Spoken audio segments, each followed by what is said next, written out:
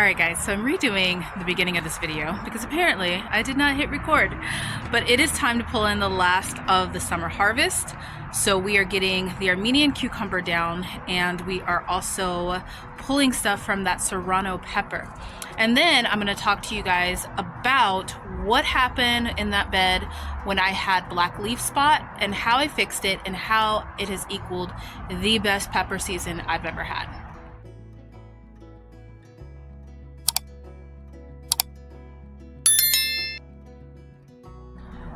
Okay guys, so the garden is looking beautiful. Like, I am very pleased with how the progress is going with it. But it is finally time for me to find all the missing Armenian cucumbers because the plant has finally died back. As you can see, it doesn't even have roots. I cut those back, or I cut those out, and then we have beans that are actually planted down there. So all the Armenian cucumbers that I missed, I'm gonna go through and I'm going to find them as I clear off this arch. And that's gonna be our first hidden fruit. The next is going to be all of these serranos, because once I started cutting back the Armenian cucumber, I noticed we have an entire harvest here that I didn't even know was growing. And some of them are pretty ripe. So let's get to work. I'm gonna go ahead, start cutting this back. We are saving all of this to go feed the homestead, so that because we're building soil out there. So that will be going in this giant trash can. And then these ones I really don't want to give out. They're kind of soft at this point because they're not like full of water or anything like that anymore. So I think I'm just gonna dehydrate them and try and do something with them. Okay guys, I didn't film this clip either, but here is all of the Armenian cucumbers that I got. There are a lot of really small ones, and then oh yeah, we also have this one big massive one. And then I don't really know what I'm gonna do with these little ones, but yeah, we're gonna figure something out and make something. Maybe like dehydrate them, make some chips, or see if I can make some pickles. So guys, you won't even believe how tall this thing got. It's all the way up to here on this arch. And guess how many serrano peppers I got?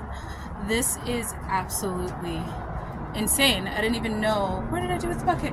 I didn't even know that there was this many serranos out here, but this is absolutely insane. I found it. Look at that. Do you guys see that? That is a lot of peppers that I didn't even know were on this plant. Okay guys, I came inside because it was hot. But the last of the harvest for the fall, like this was a amazing summer. I meant summer, last of the summer harvest. This was an amazing summer. Like, we really got a lot of vegetables, got a lot of things to like eat and get us like along just with like a little bit of freshness. Even though it was hot and it was kind of a little miserable, there was still a lot of things that grew. And who knew that I would start my fall out with this many serrano peppers? Now, for those of you guys that don't know, I like to take serrano peppers, I wash them, and I throw them straight into the oven, and I roast them. Like, I poke like a little hole in them, and I roast them, and then they become like just like a seasoning pepper. So I use it, like I put them in the freezer after they're all cooled down. I just put them in the freezer, and then whenever I'm cooking, like I like to make tacos is my favorite one that I use at Serranos. I just take a serrano pepper out of the freezer, I chop it up frozen, and then I throw it right into the ground beef as I'm grinding it up, like in the pan, like right in the hot skillet. And I just saute it with like some cumin and paprika, garlic and oregano and salt and pepper, and it's delicious. You can make like burger bowls, you can make tacos, you can make anything you really want with it. And then also I put some in my meatloaf at times, but when they're roasted, they already have that nice, great flavor, and it saves so much time because you don't have to like roast them or anything like that. Each like one by one. And you get a whole bunch of them at one time apparently, so you can do it all at once.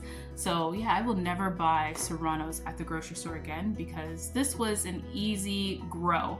Like, I've grown them before, but this year where they're at, like my peppers being back in that bed, back in their original pepper home, has made the difference. We have a freezer full of jalapenos, we have a freezer full of serranos, and I knew that once they were back in that spot, they would be golden. So for those of you guys that don't know what happened to that spot where my peppers are, I got black leaf spot in that spot right there.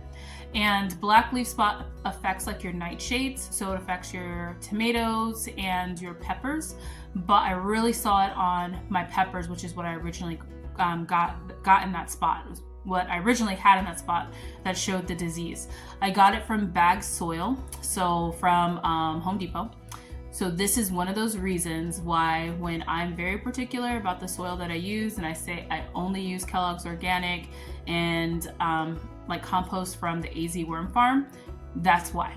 Because it came from one of all the other soils that I was trying, and because that used to be the only place where I would get my soil, and I wanted to see which one worked the best, and black leaf spot was not the thing you want to get. It is an infection in your soil, and it basically lasts for years.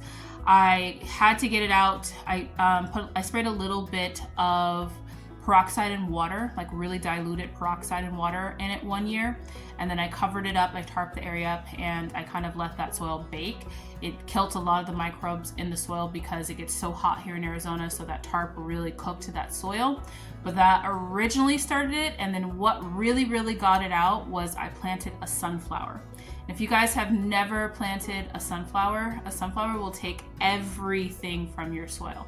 All the nutrients, all the issues, all the problems, all the life out of your soil, a sunflower will take. And I grew the most beautiful sunflower. Like it was over almost like 7 feet tall, I want to say, because it was really tall.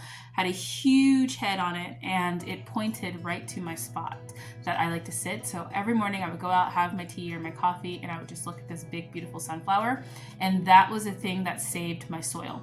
So if you have black leaf spot in your soil, plant a sunflower. Now after the sunflower, it took a lot to rebuild the nutrition in it. So rebuild that nutrition.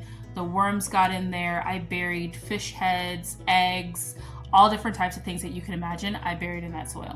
And then I tested it out by putting in my tomatoes. My black cherry tomato was the first one that I put in.